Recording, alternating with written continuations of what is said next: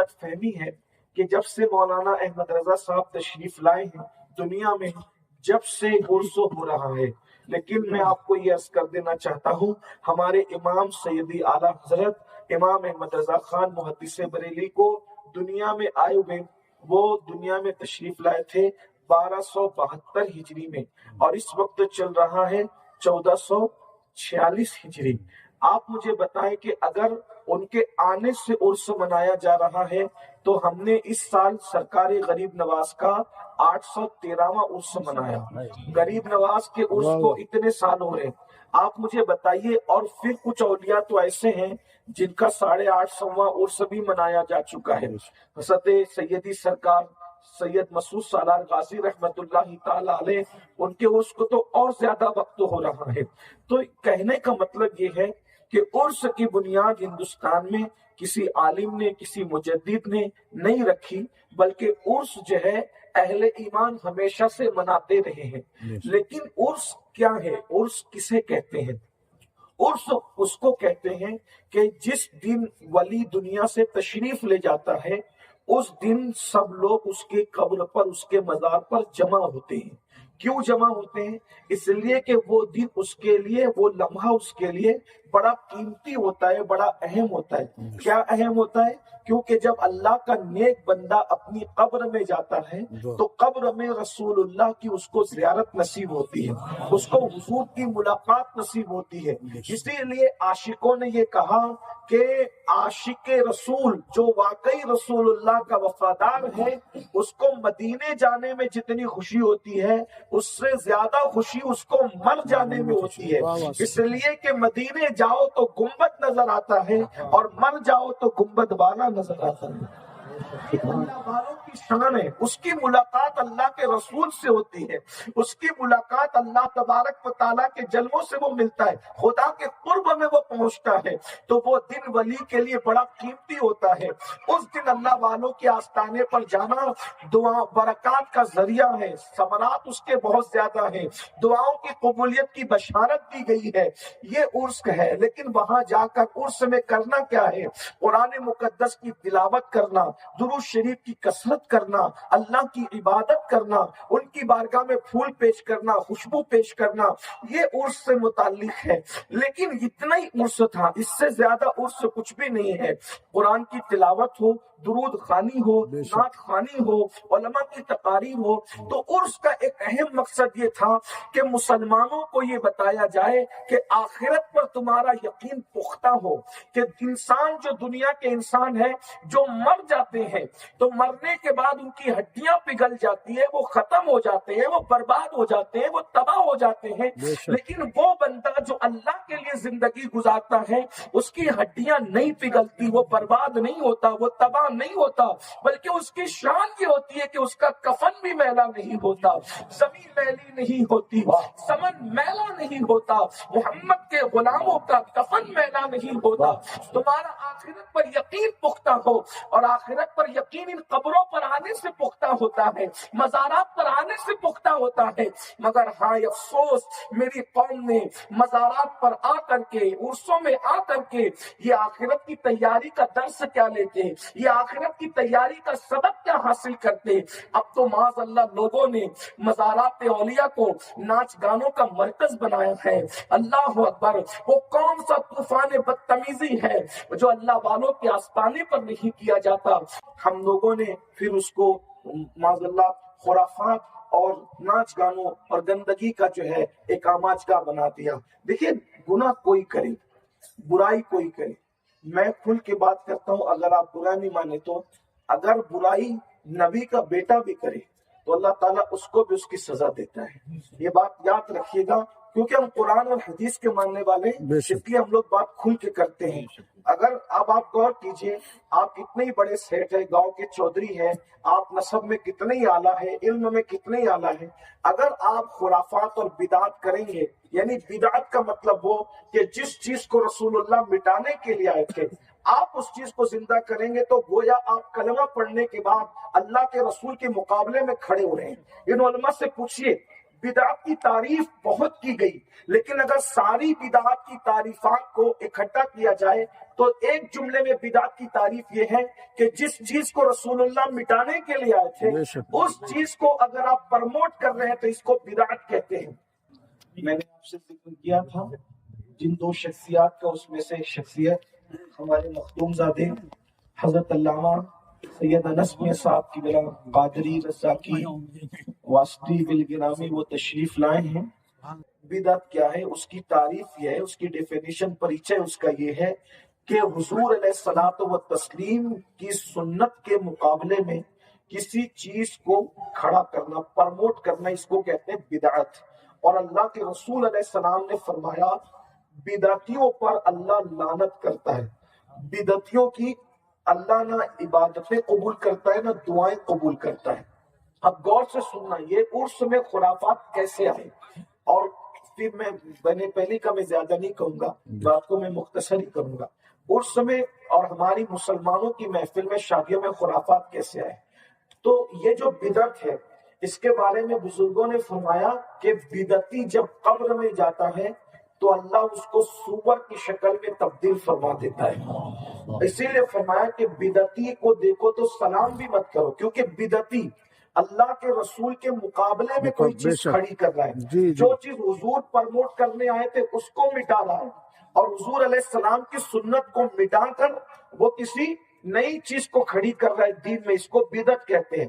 یہاں کچھ مولویوں نے بھی بدعت کو سمجھنے میں، جو بدعت جہنم میں لے جانے والی ہے، اس کو سمجھنے میں ان کو ٹھوکر لگی ہے۔ اس کی وجہ یہ ہے کہ وہ علم تو لے لیا لیکن باب مدینۃ العلم سے ان کا رشتہ نہیں رہ گیا، اس لیے وہ بیچارے جو ہے وہ گمراہ ہو گئے۔ تو انہوں نے کیا کہا، جب ہر بدعت گمراہی ہے تو پھر میلاد النبی بھی بدعت ہے معاذ اللہ، پھر اس کے بعد جو ہے وہ حضور کی نعت بھی بدعت ہے، اور اس پر بھی وہ جہنم تقسیم کرنے لگے۔ لیکن یاد رکھیے بدعت جو جہنم میں لے جائے گی، سنت کے مقابلے میں کوئی نیا کام ایجاد کرنا، سنت کو مٹانے کے لیے، اس کو بدعت کہتے ہیں۔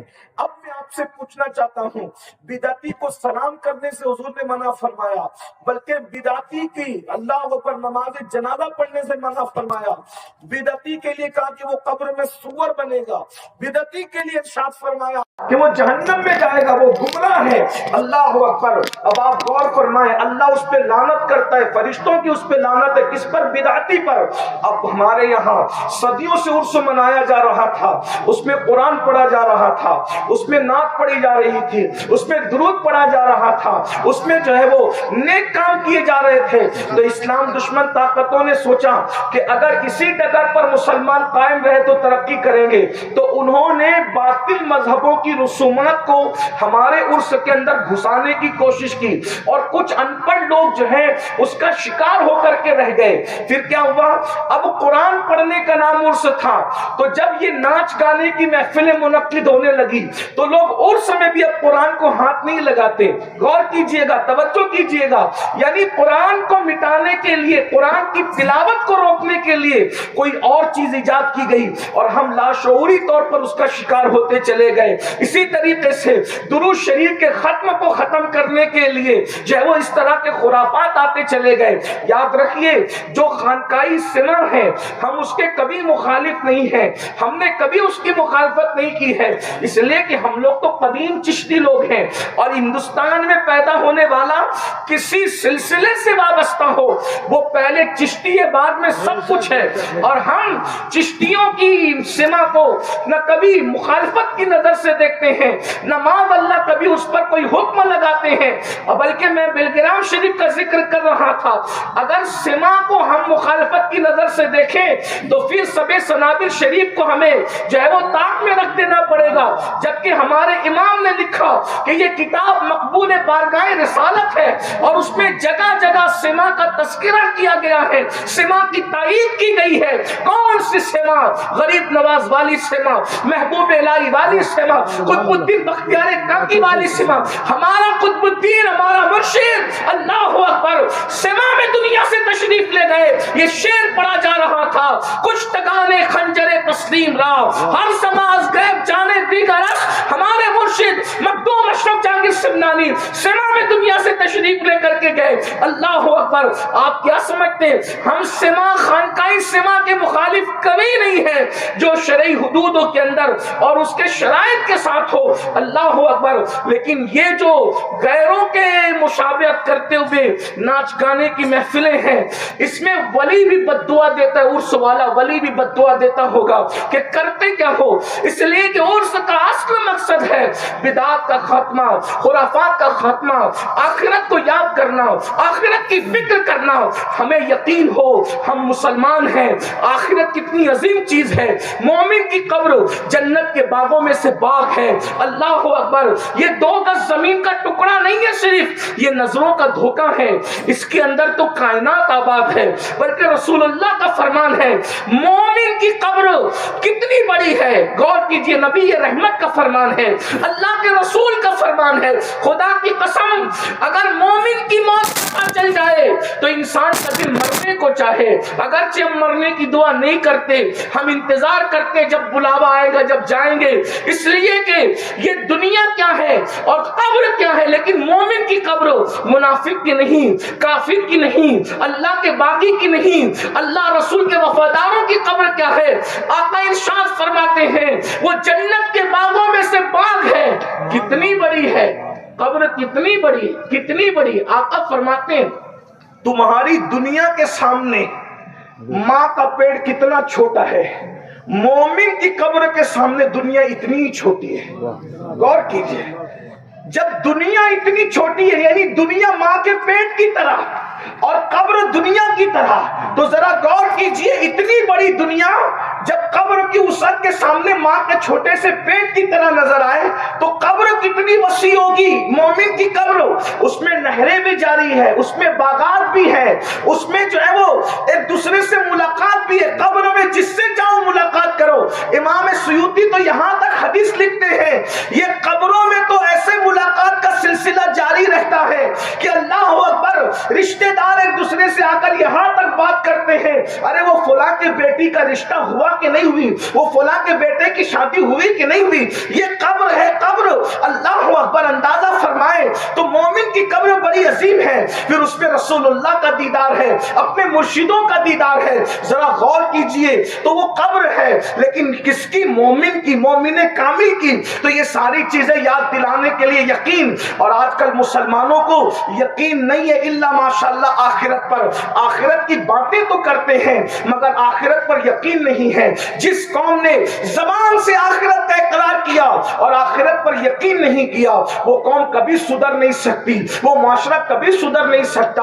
اور جس کی زندگی میں آخرت پر یقین ہوگا اس کی زندگی بہت سلجھی ہوئی ہوگی, اس کی زندگی کے اندر جو ہے بہت احتیاط ہوگی. اس لیے کہ جب آخرت پر یقین پختہ ہو جائے کہ مجھے مرنا ہے اور مر کر مٹی میں نہیں ملنا ہے بلکہ مر کے قبر میں رہنا ہے, صدیوں اس میں سونا ہے, یا تو ثواب اٹھاؤں گا یا تو عذاب بھگتنا ہے, تو انسان بہت محتاط ہو جاتا ہے.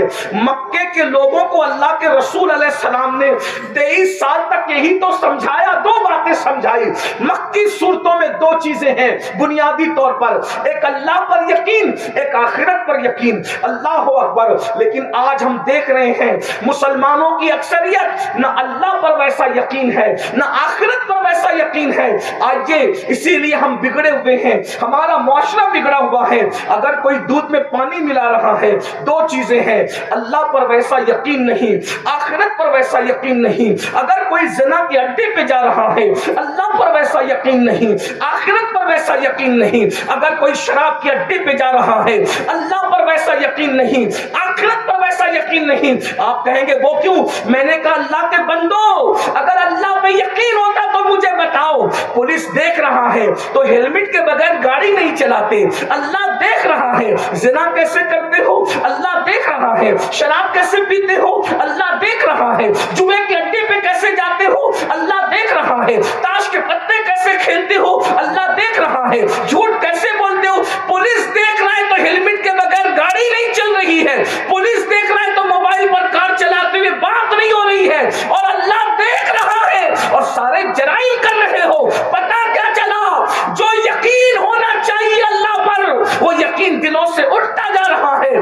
آج یہ میں 2 باتیں لیے عرض کرنے لگا ہوں، اللہ اکبر، اللہ پر اور آخرت پر جب یقین ہو جائے تو کیفیت کیا ہوتی ہے؟ روایتوں میں آتا ہے ایک جوان تھا، وہ جوان بڑا نیک تھا، متقی تھا، پرہیزگار تھا، عبادت گزار تھا، اللہ اکبر۔ اس جوان کی عادت تھی وہ روزانہ مسجد نبوی میں جا کر عبادت کیا کرتا تھا۔ یاد رکھنا مسلمانوں، اسلام میں نیکی کا جو ثواب ہے، نیکی کا ثواب کیا ہے؟ اللہ اکبر، جب ہم نیک کام کرتے ہیں تو اللہ ثواب عطا کرتا ہے۔ غور کیجئے گا، توجہ ہے آپ کی میری طرف؟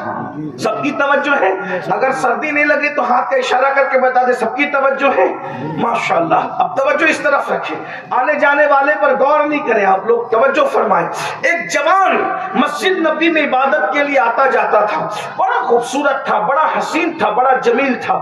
یاد رکھیے، نیکی کی اسلام میں جو اہمیت ہے اس سے زیادہ گناہ سے بچنے کی اہمیت ہے۔ وہ جوان آتا ہے، جاتا ہے، آتا ہے، جاتا ہے، ایک لڑکی اس کو دیکھتی ہے اور دیکھنے کے بعد اس کی خوبصورتی پر اس کا دل آ جاتا ہے۔ اور وہ کون سا دور تھا؟ خیر القرون تھا، اللہ اکبر، سیدنا فاروق اعظم کا دور خلافت تھا۔ لیکن پھر بھی بگاڑ تو پیدا ہو ہی چکا تھا، اللہ اکبر۔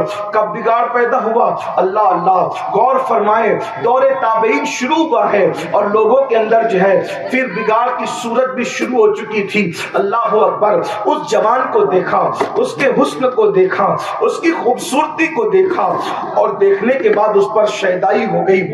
اس نے کوشش کیا کہ کسی بھی طرح سے اس نوجوان کو میں حاصل کروں، کسی بھی طرح سے اس نوجوان کے لیے میں اس کے جسم پر قابو پانے کی کوشش کروں اور بہلا پھسلا کر کے اس کو اپنے پاس بلاؤں۔ ایک دن وہ نوجوان نماز کے لیے جو ہے وہ جا رہا تھا یا نماز سے واپس آ رہا تھا، اس جوان کو کسی ہیلے سے کہ مدد کی ضرورت ہے گھر کے اندر بلایا اور گھر میں بلانے کے بعد اس جوان سے کہا، اے نوجوان، میں تجھ سے محبت کرتی ہوں، تجھے آتے جاتے دیکھتی ہوں، تیرے حسن سے مجھے پیار ہے، تیرے جسم کی خوبصورتی سے مجھے پیار ہے، اللہ اکبر۔ ذرا غور تو کریں، یہ کیسی گھڑی ہوتی ہے کہ جب کوئی عورت انسان کو، مرد کو گناہ کی دعوت دیتی ہے۔ اور یاد رکھنا یہ وہ مقام ہے، اللہ کے رسول صلی اللہ علیہ وآلہ وسلم ارشاد فرماتے ہیں، جب کوئی حسن والی اور اعلیٰ نسب عورت انسان کو گناہ کی دعوت دے، انسان کو برائی کی دعوت دے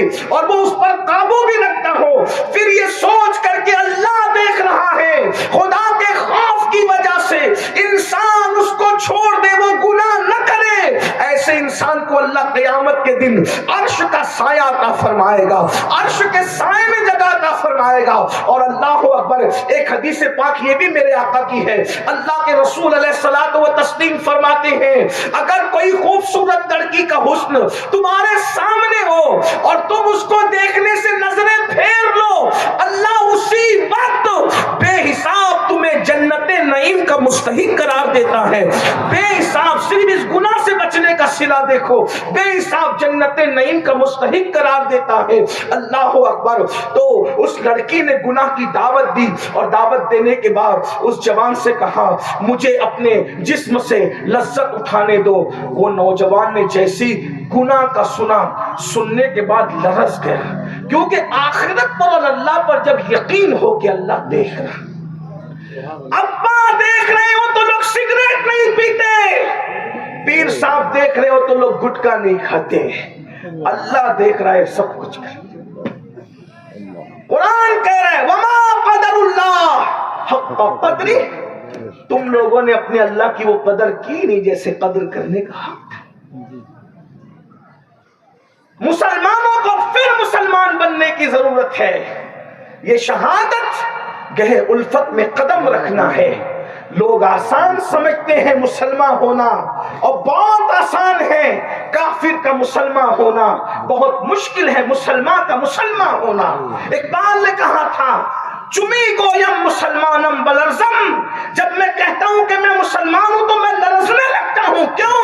اس لیے کہ مسلمان ہونا آسان نہیں ہے۔ ارے مسلمان ہونے کا ثبوت دینے کے لیے ہی تو کربلا کا میدان منعقد ہوتا ہے اور بتایا جاتا ہے ہم نافرمان نہیں ہے، ہم مسلمان ہیں۔ اگر اسلام کے لیے جوان بیٹا مانگا جائے گا ہم وہ بھی دے دیں گے، ہم یزید کی طرح نہیں ہے کہ نماز نماز کے لیے وقت بھی نہ دیں، ہم تو علی اکبر جیسا بیٹا بھی دینے کے لیے تیار ہیں۔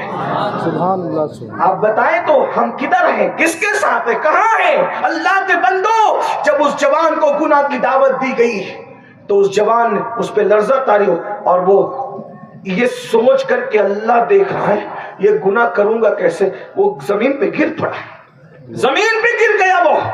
وہ لڑکی کو بھاری پڑا یہ کام، اس نے سوچا کہ یہ تو مصیبت آ گئی، اس نے مردہ سمجھ کر کے جلدی سے اس کو وہاں سے کنیز کے ساتھ اٹھایا، اٹھا کر کے گلی میں ڈال دیا۔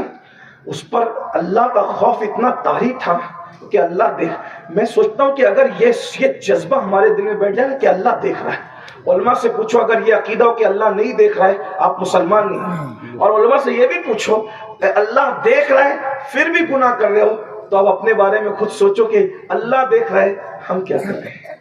سوچئے تو صحیح نا، 500 کی پینلٹی بچانے کے لیے ہم ہیلمٹ پہن کے نکلتے ہیں، اور ہیلمٹ پہننا بھی چاہیے۔ جتنے ڈرائیونگ کے قانون ہیں میں کہتا ہوں سب میں ہمارا ہی فائدہ ہے، ہیلمٹ پہنو اپنا فائدہ، بیلٹ لگاؤ اپنا فائدہ، اور اسپیڈ کو لمٹ میں رکھو اپنا، یہ میں اس کا انکاری نہیں ہوں، لیکن اتنا ضرور کہتا ہوں اگر کیمرے لگے ہو نا بڑے بڑے ہائی وے پر، ابھی ایک ہائی وے ہے یو پی کا، پورا رستہ پر ڈرائیور نے 100 کی اسپیڈ میں چلایا، مجھے فلائٹ پکڑنی تھی، میری سانسیں اوپر نیچے ہوتی تھی، وہ بولا حضرت کیا کروں کہ جو ہے وہ 100 سے اوپر چلاؤں گا تو یہ کیمرے کے اندر آ جاؤں گا۔ بالآخر پہنچ گئے، لیکن غور کیجئے کیمرے لگے ہوئے کوئی نہیں دیکھ رہا ہے، فوٹو آ جائے گا، فوٹو ہے نا، پینلٹی بھرنی پڑے گی۔ اے مسلمان تھوڑا غور کر، یہ حکومت کے کیمرے میں فوٹو آئے گا 1000-2000 کی پینلٹی بھرنی پڑے گی، قدرت کے کیمرے میں جب تیرا زنا کرتے ہوئے فوٹو آئے گا، شراب پیتے ہوئے فوٹو آئے گا، جھوٹ بولتے ہوئے فوٹو آئے گا، 1000-2000 کی پینلٹی نہیں ہوگی، تیرے پورے وجود کو جہنم کا ایندھن بنایا جائے گا۔ میرے بھائی اپنے آپ پہ رحم کر، مرنا ہے، مرتے ہوئے تم نے بہتوں کو دیکھا ہے اور ہمیں بھی مرنا ہے، آپ کچھ بھی ہو مرنے والے ہو، موت سے کوئی انکار نہیں، کسی کو انکار۔ قرآن کہتا ہے اینما تکونوا یدرککم الموت ولو کنتم فی بروج مشیدہ، اگر تم مضبوط قلعے میں جا کر کے چھپ جاؤ گے تو بھی تمہیں موت آئے گی، تم کیسی ہو، اگر تم یوسف علیہ السلام جیسے خوبصورت بھی بننا چاہو بن تو نہیں سکتے، لیکن یوسف علیہ السلام جیسے خوبصورت کو بھی موت آ کر رہی ہے نا، نوح جیسے شجاع کو بھی موت آ کر کے رہی، ابراہیم جیسے خلیل کو بھی موت آ کر کے رہی، بلکہ ہم تو یہ کہتے ہیں اگر موت سے کوئی بچ سکتا تھا تو جانے کائنات بچ سکتے تھے، لیکن اللہ اکبر موت پھر موت ہے۔ آخر مصطفیٰ جان رحمت کی بارگاہ میں بھی موت نے حاضری دی، اگرچہ ہمارا عقیدہ یہ ہے کہ اوروں کی طرح انہیں موت نہ آئی، انبیاء کو بھی اجل آنی ہے مگر ایسی کہ فقط آنی ہے، پھر وہی موت کے بعد ان کی حیات مثل سابق وہی جسمانی ہے، اس کی ازواج کو جائز ہے نکاح، اس کا ترکہ بٹے جو فانی ہے، تو زندہ ہے واللہ، تو زندہ ہے واللہ، میری چشم عالم سے چھپ جانے والے۔ لیکن بھائیوں موت نے رسول اللہ کی بارگاہ میں حاضری دی کہ نہیں دی؟ جس کی خاطر کائنات بنایا، جب اس کی بارگاہ میں موت نے حاضری دی، بلکہ ایک بات اور کہہ دی جائے، ایک دن موت کو بھی موت آئے گی۔ موت وہ حقیقت ہے کہ موت کو بھی مرنا پڑے گا، موت کو بھی موت کا مزہ چکھنا پڑے گا۔ اگر موت سے کوئی بچنے والی ذات ہے، وَالدَّيَّانُ لَا يَمُوتُ، اللہ کو موت نہیں آنے والی، كُلُّ مَنْ عَلَيْهَا فَانٍ وَيَبْقَى وَجْهُ رَبِّكَ ذُو الْجَلَالِ وَالْإِكْرَامِ، تیرے رب کے علاوہ سب فنا ہو جائیں گے، کوئی باقی نہیں رہے گا۔ جبریل، میکائیل، اسرافیل، عزرائیل، موت کا فرشتہ بھی خود موت کے مزے کو چکھے گا، سب کو موت آئے گی، موت سب کو آنا ہے۔ کس گھمنڈ میں ہو، کس غرور میں ہو، کس تکبر میں ہو، کب تک خدا سے بغاوت کرو گے، کب تک خدا کی نافرمانی کرو گے، کب تک خدا کے غضب کو چیلنج کرتے رہو گے؟ اللہ کے بندو اللہ دیکھ رہا ہے، اللہ دیکھ ہر وقت دیکھ رہا ہے۔ ان اللہ کان علیکم رقیبا، تم پہ کڑی نگرانی کرنا ہے۔ صوفیہ کہتے ہیں جیسے شکار پہ تیر شکاری لگا کر کے نشانہ تانتا ہے، بلا تمثیل قدرت بندوں پر نگاہیں لگائے ہوئے اور اپنی شان کے مطابق دیکھ، وہ غیور قادر و قہار دیکھ رہا ہے۔ اس لڑکی نے جیسے ہی کہا تجھے میرے ساتھ بدی اور بدکاری کرنی پڑے گی، اللہ دیکھ رہے لرز گیا، گر پڑا، بے ہوش ہو گیا، مردہ سمجھ کے لڑکی نے اس کو باہر اٹھا کے پھینک دیا۔ اس کا باپ خبر ہوئی، وہ نوجوان کو لے گیا، اس کی ہلکی ہلکی سانسیں چل رہی تھی، پوچھا بیٹا کیا ہوا؟ کہا مجھے کسی نے بدکاری کی دعوت دی، اسی کا خوف ہے کہ میری یہ حالت ہوئی، اور رات گہری ہوتے ہوتے اس کا انتقال ہو گیا۔ وہ دور ایسا تھا کہ اس دور میں جنازے بہت دیر تک نہیں روکے جاتے تھے۔ آج تو بھیا آ رہا ہے، بھابھی آ رہی ہے، بیٹا آ رہا ہے، چچی آ رہی ہے، ممانی آ رہی ہے، 24 گھنٹے جنازے روکتے ہیں۔ بلکہ اب تو یہ بھی فیشن چلا ہے کہ اب تو پبلک آ رہی ہے، اس کے لیے بھی ہم جنازے روکتے ہیں۔ انا للہ و انا الیہ راجعون۔ جبکہ ہمیں یہ حکم دیا گیا 3 باتوں میں تاخیر نہ کرو، نماز کا وقت ہو جائے نماز پڑھنے میں تاخیر مت کرو، بیٹا بیٹی بالغ ہو جائے ان کے نکاح کرنے میں تاخیر مت کرو، جنازہ تیار ہو تو دفن کرنے میں تاخیر مت کرو۔ میرے بھائیوں، جیتے جی ماں باپ کو دکھ دیا، 24 گھنٹے کے بعد بیٹا آ رہا ہے، کہاں رکھا؟ تو فریج کے اندر، وہ جو ٹھنڈے بکسے جو ہے، ٹھنڈے تابوت، اس میں۔ بتائیں تمہیں، جو مر کے مٹی میں ملنے کا عقیدہ رکھتے ہیں وہ تو کہیں بھی رکھیں، ہمارا عقیدہ یہ ہے، آقا علیہ السلام کی حدیث ہے، جس سے زندوں کو تکلیف پہنچتی ہے اس سے مردوں کو بھی تکلیف پہنچتی ہے۔ ہمارے یہاں تو یہ احتیاط ہے کہ مردے کو نہلانے سے پہلے پانی چیک کر لو زیادہ گرم تو نہیں، مردے کو نہلانے سے پہلے پانی چیک کر لو زیادہ۔ ارے زندگی بھر تم دکھ دیتے رہے، مرنے کے بعد بھی ٹھنڈے تابوت میں رکھ دیا، لو ٹھٹرتے رہو اندر۔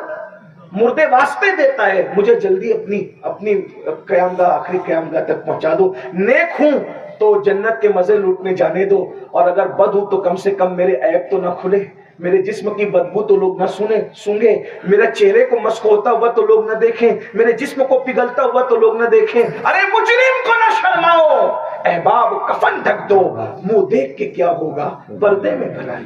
سب چوپٹ کیا پورے دین سے پھرے ہیں، کس بات پر دکھڑا کیا جائے، لیکن بہرحال وہ دور اتنا خوبصورت تھا، ادھر لوگ انتقال کرتے تھے، جتنا ٹائم لگتا تھا تیاری میں بس اتنے، جتنے لوگ اسی کے ساتھ تدفین ہو جاتی تھی۔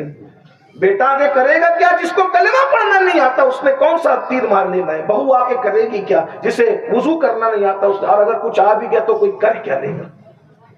اس لیے میتوں کو نہ روکو، انہیں آزمائش میں نہ ڈالو، جتنے ٹائم تیاری میں لگتا ہے اتنا کر کے جلدی سے جلدی ان کو اپنی جگہ پر پہنچانے کی کوشش کرو۔ انتقال ہو گیا، رات کے وقت تو لوگوں نے دفن کر دیا۔ امیر المومنین، غیظ المنافقین، امام المجاہدین سیدنا فاروق اعظم کو اطلاع بھی نہیں تھی۔ صبح فاروق اعظم کو پتا چلا کہ وہ متقی پرہیزگار جوان اس کا انتقال ہو گیا ہے، تو آپ نے فرمایا مجھے اطلاع کیوں نہیں دی؟ اس کے باپ سے کہا، اس کے باپ نے کہا رات ہو گئی تھی، آپ کو تکلیف دینا مناسب نہ سمجھا، کہا ہم اس نیک نوجوان کی قبر پر جائیں گے جس نے صرف گناہ سے بچنے کے لیے اپنی جان دے دی ہے، جس نے گناہ سے بچنے کے لیے دنیا کو چھوڑ دیا ہے۔ اور جب اس کی قبر پر پہنچے تو قبر پر پہنچنے کے بعد اس جوان سے کہا، اے جوان، اللہ کا وعدہ ہے وَلِمَنْ خَافَ مَقَامَ رَبِّهِ جَنَّتَانِ، جو اللہ کی بارگاہ میں کھڑے ہونے سے ڈر گیا اللہ اسے 2 جنتیں عطا کرتا ہے۔ بتا تو نے اللہ کا وعدہ کیسے پایا؟ تو قبر سے آواز آئی اور ایک روایت کے مطابق ایک چٹھی نمودار ہوئی جس پر لکھا تھا، امیر المومنین، میرے اللہ کا وعدہ سچا ہے، الحمدللہ میں گناہ سے بچ گیا، اللہ نے مجھے 2 جنتیں عطا فرمائی۔ یہ گناہ سے بچنے کا صلہ اور انعام ہے۔ اور آخری بات، جب یقین پختہ ہوتا ہے آخرت پر تو آدمی آخرت میں جواب دینے سے بہت ڈرتا ہے۔ فاروق اعظم ایک تن کا ہاتھ میں لے کے کہتے تھے، کاش میں تن کا ہوتا تاکہ قیامت کے دن حساب دینے سے بچ جاتا۔ یہ تو اپنی دیدہ دلیری ہے بھائیو، بلکہ دیدہ دلیری کے اگر جملہ برا نہ لگے تو بلکہ ہماری گنڈا گردی ہے یہ کہ ہم کہتے ہیں جو ہوگا دیکھا جائے گا، فرشتے کیا کریں گے ہم دیکھیں۔ یہ بہت برا حال ہے ہمارا۔ فاروق اعظم جیسا جنتی جس کو رسول اللہ جنت کی بشارت ہے، وہ تن کا ہاتھ میں لے کے کہے کہ کاش میں تن کا ہوتا۔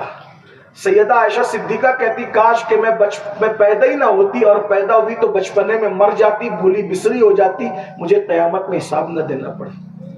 مالک جنت کی بیوی ہے، یہ جنت کے مالک کی بیوی ہے، بلکہ جنت تو میں قید لگا کے بات کروں تو اچھا نہیں، اللہ کے سارے خزانوں کا جو مالک ہے اس کی بیوی ہے۔ خالق کل نے آپ کو مالک کل بنا دیا، صرف جنت کا نہیں مالک کل بنایا۔ اور وہ کہتی ہیں کاش میں بچپن میں مر کر بھولی بسری ہو جاتی۔ صدیق اکبر افضل البشر بعد الانبیاء بالتحقیق، رسول اللہ کے مصلی کا وارث سیدنا صدیق اکبر کہتے ہیں کاش میں پرندہ ہوتا، لوگ ذبح کر کے کھا جاتے، میرا قصہ تمام ہو جاتا، اللہ کو جواب نہ دینا پڑے۔ یقین جب آخرت پر پختہ تو زندگی بڑی خوبصورت۔ آج ہمارا یقین آخرت پر اتنا پختہ نہیں ہے جتنا ایک مومن کا ہونا چاہیے، اور یہ آستانے اسی لیے ہے تاکہ ہمارے لیے یہ آخرت کی یاد دلائے کہ ہمیں آنا ہے، قبروں میں آنا ہے۔ تھوڑی دیر بیٹھ کے ذرا سوچو نا، غور تو کرو۔ سیدنا فاروق اعظم رضی اللہ تعالیٰ آخرت کا تصور دیکھیں، جب آخرت پر یقین پختہ ہوتا ہے تو باتیں کیسی ہوتی ہیں۔ سیدنا فاروق اعظم اکثر راتوں کو ٹہلا کرتے تھے۔ ٹہلنے کی وجہ کھانا ہضم کرنے کے لیے، ہم لوگ کھانا ہضم کرنے کے لیے ٹہلتے ہیں، اچھی بات ہے، کوئی منع نہیں کر رہا، لیکن فاروق اعظم راتوں کو گلیوں میں اس لیے ٹہلتے تھے کوئی مصیبت میں تو نہیں ہے، کوئی تکلیف میں تو نہیں ہے۔ اکثر کہا کرتے تھے اگر فرات کے کنارے کوئی خارش زدہ کتا بھی مر جائے بھوک کی وجہ سے تو قیامت کے دن عمر سے پوچھا جائے گا کہ اس کو تو نے کھلایا کیوں نہیں تھا۔ غور کیجیے، خارش زدہ کتے کے بارے میں یہ فکر ہے امیر المومنین کو۔ ایک بات، ایک جملہ کہہ دوں آگے بڑھتے ہوئے، آپ غور کیجئے، جو فرات کے کنارے پر پڑے ہوئے خارش زدہ کتے کے بارے میں جواب دینے کا اتنا خوف رکھتا ہو، وہ رسول اللہ کی اولاد کے بارے میں جواب دینے کا کتنا خوف رکھتا ہو۔ لیکن ظالم ابھی یہ کہتے ہیں کہ عمر نے گھر جلایا تھا۔ ارے نادان، جو کتوں کا، وہ بھی فرات کے کنارے پڑے ہوئے کتوں کا خیال کرتا ہے تو اپنے آقا کی اولاد کا اسے کتنا خیال ہے؟ ذرا غور تو کریں نا، یہ ان کی فطرت تھی، یہ ان کی تربیت تھی۔ لیکن بہرحال کیا کہیے نفسانیت کو، اور کیا کہیے جھوٹی داستانوں کو، کیا کہیے قصہ گوئیوں کو۔ اللہ تعالیٰ لوگوں کو ہدایت دے، نصیب میں ہدایت نہیں ہے تو اللہ رب العزت جلد ان کے مقام تک انہیں پہنچائے تاکہ وہ اس طرح امت کو گمراہ نہ کر سکے۔ میرے پیارے آقا صلی اللہ علیہ وآلہ وسلم کے پیارے دیوانوں، یہ فاروق اعظم ہے، مدینہ منورہ کی گلیوں میں گھوم رہے، اچانک ایک بڑھیا سے ملاقات ہوتی ہے۔ بڑھیا سے فاروق اعظم کہتے ہیں بڑی بھی کیا حال ہے؟ کہا اپنی زندگی خود گزار رہے ہیں، کہا ہم اپنی زندگی خود گزار رہے ہیں، خود بھگت رہے ہیں زندگی کے معاملات کو۔ تو کہا کیوں عمر تمہاری خبر نہیں رکھتا؟ اب امیر المومنین بن گیا ہے۔ دیکھیے غور کیجئے، یہ آج آپ محلے کے کارپوریٹر کو یہ نہیں بول سکتے، کسی ایم ایل اے اور ایم پی کے بارے میں نہیں کہہ سکتے، اور 3 بر اعظموں کا حاکم امیر المومنین کے بارے میں کمزور بڑھیا کہہ رہی وہ امیر المومنین بن گیا ہے۔ آج کل پتہ نہیں کہاں ہے وہ، اور اسے ہمارا کیا خیال، ہم تو غریب لوگ ہیں۔ تو کہا عمر کے بارے میں تمہیں شکایت ہے؟ کہاں بالکل، سب کے وظیفے طے کرتا ہے، ہم غریبوں کو بھول جاتا ہے۔ سنا ہے سب کے وظیفے طے کیا، ہم غریب، عمر کو اطلاع نہیں ہوگی تمہارے بارے میں؟ کیا امیر بن گیا اور وہ ہم جیسوں کے بارے میں اطلاع نہیں رکھے تو کیا اسے اللہ سے نہیں ڈرنا چاہیے؟ بس آنکھوں میں آنسو آ گئے۔ فاروق اعظم ایک بوڑھی عورت کے جملوں پر لرز گئے۔ آخرت پر یقین پختہ تھا، یہاں تو کچھ بھی کرو آخرت کا خیال کبھی آتا ہی نہیں۔ اللہ ماشاءاللہ، آخرت پر یقین جو پختہ تھا، میں بڑی بھی عمر کو تمہارے بارے میں کوئی خیال نہیں ہوگا، ایک کام کرو، تم عمر سے ناراض ہو؟ کہا ایک کام کرو، جتنی رقم لینا ہے اتنی رقم مجھ سے لے لو، تم بس یہ وعدہ کر لو کہ قیامت کے دن عمر کی شکایت اللہ کی بارگاہ میں تم نہیں کرو گے۔ باقی میں اتنا تمہارے لیے کر سکتا ہوں کہ عمر کو میں بتاؤں گا کہ وہ تمہاری پینشن یعنی تمہارا وظیفہ جاری کر دے، تمہارا مسئلہ حل کر دے۔ مسئلہ تو حل تمہارا ہو ہی جائے گا، لیکن یہ جو شکایت کا تمہارے ذہن کے اندر خیال ہے نا کہ اللہ کی بارگاہ میں شکایت ہوگی، جتنی رقم لینا ہے عمر سے، جتنی رقم لینا ہے مجھ سے لے لو، عمر کو تم اس بارے میں چھوڑ دو۔ وہ بڑی بھی بڑھیا تھی اور وہ لوگ اللہ والے لوگ تھے، اس نے کہا ٹھیک ہے 20 سکے مجھے دے دو، میں وعدہ کرتی ہوں کہ میں عمر کی شکایت اللہ کی بارگاہ میں نہیں کروں گی۔ فاروق اعظم رو رہے ہیں۔ اچھا ٹھیک ہے تمہارا وظیفہ بھی میں عمر سے طے کروا دوں گا، اچھا اب تو کوئی ناراضگی نہیں ہے نہ میں چلوں۔ اتنا کہہ کر کے آگے بڑھنا چاہتے تھے۔ عبداللہ ابن مسعود اور مولائے کائنات سیدنا علی مرتضیٰ دونوں تشریف لائے اور آنے کے بعد کہا امیر المومنین السلام علیکم۔ جیسے کہ امیر المومنین السلام، یہ بڑھیا لرز گئی، کہا آپ عمر ہے، میں تو آپ کو پہچانتی نہیں تھی، میں نے آپ کو کبھی دیکھا نہیں تھا، مجھے معاف کریں۔ آپ کو معافی مانگنے کی کوئی ضرورت نہیں ہے، تم نے میری ذمہ داری کا مجھے احساس دلایا ہے، تم میرے لیے محترم ہو، بس تم قیامت کے دن میری شکایت نہیں کرنا، میں تم کو رقم دے چکا ہوں۔ اب میں علی کو اور ابن مسعود کو اس پر گواہ بناتا ہوں کہ قیامت کے دن اللہ کی بارگاہ میں گواہی دیں گے تاکہ میری شکایت نہ ہو۔ اور رہی بات وظیفے کی تو میں تمہارا وظیفہ مقرر کر دیتا ہوں۔ اور اللہ اکبر، اندازہ فرمائے یہ جذبات تھے، یہ سوچ تھی، یہ احساسات تھے۔ اور میرے بھائیوں فاروق اعظم کا ذکر آیا تو مجھے ان کی زندگی کا اینڈ یاد آیا۔ آج ہم لوگ ناپاکی میں رہتے ہیں، کھڑے ہو کے استنجا کرتے ہیں، نہ کلمہ یاد ہے، نہ نماز یاد ہے، نہ روزہ یاد ہے، اور ہم جنت کے خواب دیکھ رہے ہیں۔ میں اتنا ضرور عرض کر دوں آپ کو، اگر آپ حقیقتوں کی دنیا میں جینا چاہتے ہیں میرے بھائیوں، تو ایک بہت بڑے بزرگ جو پیشاب کے چھینٹوں سے نہیں بچتے تھے، حضور نے فرمایا کہ ان کی قبروں نے ان کو اتنا دبایا کہ یہ بال کی طرح باریک ہو گئے، بال کی طرح باریک ہو گئے۔ غور کیجئے گا، اندازہ کیجئے گا، رسول اللہ جس کے جنازے میں شریک ہو، 70,000 فرشتے جس کے جنازے میں شریک ہو، اگر لاشعوری طور پر وہ پیشاب کے چھینٹوں سے نہ بچے تو قبر اتنا دباتی ہے۔ میرے آقا علیہ السلام نے فرمایا ان کی قبر نے ان کو اتنا دبایا کہ ان کی پسلیاں آپس میں مل گئی، یہ بال کی طرح باریک ہو گئے۔ فرمایا اگر قبر کے دبانے سے کوئی بچ سکتا تھا تو یہی نیک بندہ بچ سکتا تھا، لیکن قبر نے اس کو بھی دبایا۔ بھائیوں بہت کٹھن مرحلہ ہے، بہت آسان سمجھتے ہم، بہت آسان نہیں ہے۔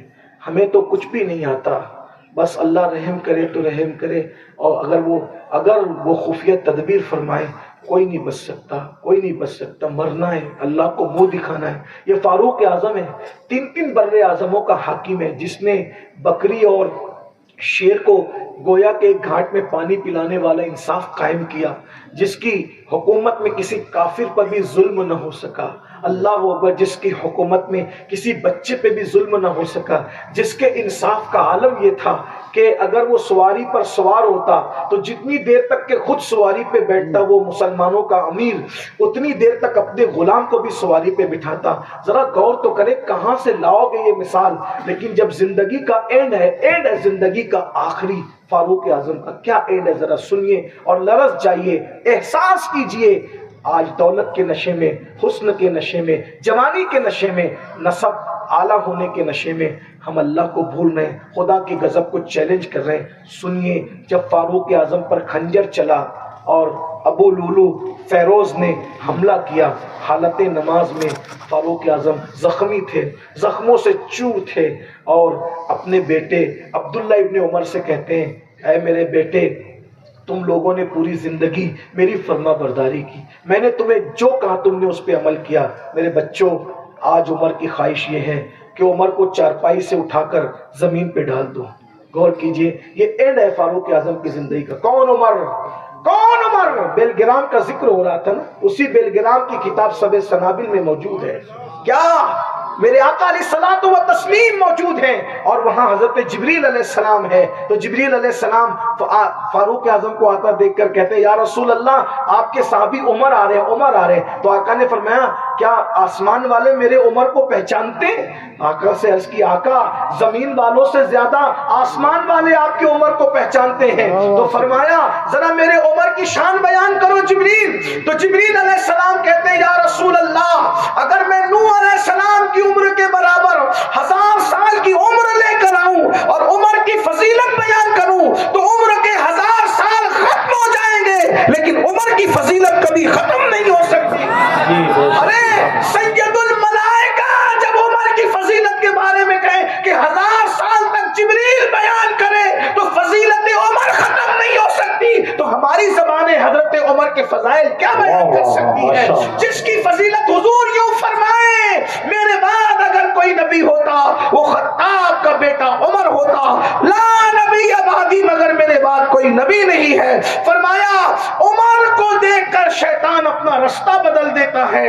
اللہ کے رسول علیہ السلام فرماتے ہیں عمر کی زبان سے حق خطاب فرماتا ہے، عمر کی رائے کی تائید میں قرآن کی آیتیں نازل ہوتی ہے۔ آپ جانتے ہو فاروق اعظم نے جب بھی کوئی رائے دی ہے، سارے صحابہ کی رائے سے جب حضرت عمر کی رائے الگ ہوئی ہے تو عمر کی رائے کی، فاروق اعظم کی رائے کی تائید میں قرآن آیا ہے۔ مثال کے طور پہ حضور علیہ السلام جب فتح مکہ کے موقع پہ طواف کرتے ہیں، طواف کے بعد نفل طواف کی نماز پڑھنا چاہتے ہیں، حضور نے مشورہ کیا کہاں نماز پڑھا۔ ہائے ہائے، غور تو فرمائے سید العالمین کیسے تالیف قلبی کرتے تھے کہ میں حضور صحابہ کو تالیف قلبی کا حل، کیا تعلیف ہے، دلوں کو خوش کر، صاحب وہی ہے لیکن دلوں کو خوش کرنے کا انداز، تیری عادت ہے سب کا جی رکھنا۔ کسی نے کہا حضور یہاں پڑھے یہاں پڑھے یہاں پڑھے، فاروق اعظم نے کہا آقا جہاں ہمارے دادا ابراہیم علیہ السلام کے قدم کے نشان ہیں وہیں پر آپ نماز پڑھیں۔ سب کی رائے سے فاروق اعظم کی رائے الگ تھی، بلبل سدرا آ گئے ان کی رائے کی تائید میں، واتخذوا من مقام ابراہیم مصلی، ابراہیم علیہ السلام کی جگہ کو نماز کی جگہ بنا لی جائے۔ توجہ فرمائیں، لوگ کہتے ہیں کیا کہتے ہیں، کیا کہتے ہیں لوگ، کیا کہتے ہیں یہ شرک وہ شرک وہ شرک۔ میں نے کہا ساری دنیا خلیل اللہ کے قدموں کے پاس جا کے سجدہ کر رہی ہے، اگر قدم خلیل کو اگرچہ سجدہ نہیں ہے لیکن قرب قدم خلیل تو ضرور موجود ہے نا۔ اگرچہ ہم غیر اللہ کے سجدے کے قائل نہیں ہیں لیکن تم چننے پر بھی شرک کا فتویٰ دیتے ہو، اتنے جری ہو تو ذرا پھر یہ بھی تو دیکھو نا، خلیل اللہ کے قدموں کا نشان بھی تو دیکھو نا۔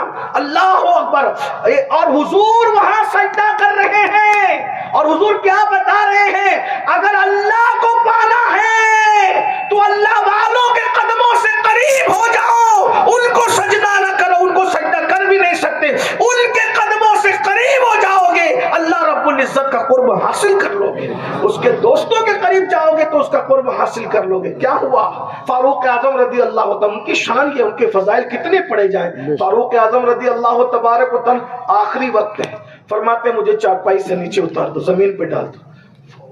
اولاد فرما بردار تھی، اتار کے ڈال دیا۔ امام غزالی لکھتے ہیں کہ یہ چہرے اور یہ چہرہ، فاروق اعظم زمین پر خاک پہ مل رہے تھے اور کہتے تھے اللہ عمر کی مغفرت فرما، اللہ عمر کی مغفرت۔ یہ اینڈ ہے سیدنا فاروق اعظم کی زندگی، اللہ کی خشیت، اللہ کا خوف، اللہ کی بارگاہ میں جواب دینے کا تصور، چہرہ ملد۔ حضرت ابن عباس نے کہا امیر المومنین آپ تو یہ ہے اور یہ ہے اور یہ ہے، آپ نے کہا اے میرے نبی کے چچا کے بیٹے، یہ منقبت بیان کرنے کا وقت نہیں ہے۔ عمر تو بس اتنا چاہتا ہے کہ عمر کو نہ اللہ عذاب دے نہ کوئی مرتبہ دے، اللہ عمر کو اگر برابر سرابر بھی چھوڑ دے تو عمر کامیاب ہو جائے گا۔ یہ ان لوگوں کی زندگی ہے جن کے لیے جنت کی بشارت دی گئی ہے۔ میرے بھائیو آؤ عرس کے مقصد کو سمجھو، آخرت کی تیاری کرو۔ کب تک گناہ کرو گے، کب تک برائی کرو گے، کب تک اللہ کو ناراض کرو گے؟ روح کا پنچھی جسم کے پنجرے سے اڑ جائے گا، پھر پچھتانے سے کام نہیں چلے گا۔